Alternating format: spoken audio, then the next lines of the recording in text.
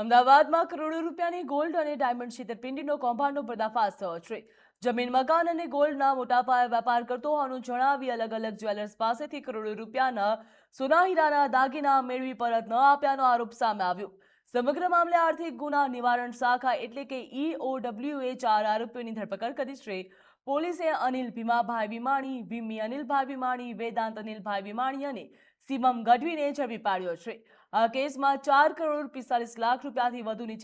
છેતરપિંડીનો ગુનો નોંધાયો હોવાનું સામે આવ્યું। જો આરોપીઓએ જ્વેલર્સ સાથે વિશ્વાસ કેળવીને સોના હીરાના દાગીના મેળવ્યા બાદ પરત ન આપ્યા હતા તેવા આક્ષેપ કરવામાં આવ્યા છે, જ્યારે અન્ય આરોપીઓ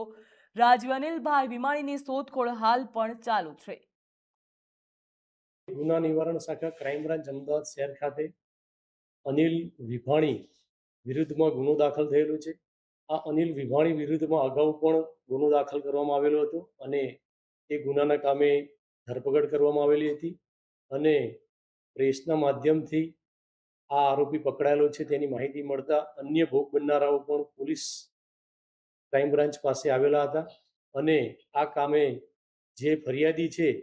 એ પોતે ઝવેરી જ્વેલર્સ કરીને પોતાનો શોરૂમ ધરાવે છે, તેમજ બીજા 3 સાહેદો પણ છે કે જેઓ પણ જ્વેલરીનો બિઝનેસ કરી રહ્યા છે। આ કામના ફરિયાદી જે છે એ ફરિયાદી અભિષેક ઝવેરી છે, જેની પાસેથી આ કામનો આરોપી અનિલ વિભાણી, તેની પત્ની વિમ્મી,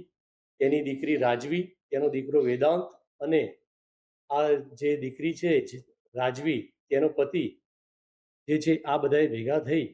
અને કાવતરું રચી અને વેપારીઓ જે જ્વેલરીના વેપારી છે એ લોકોને વિશ્વાસમાં લઈ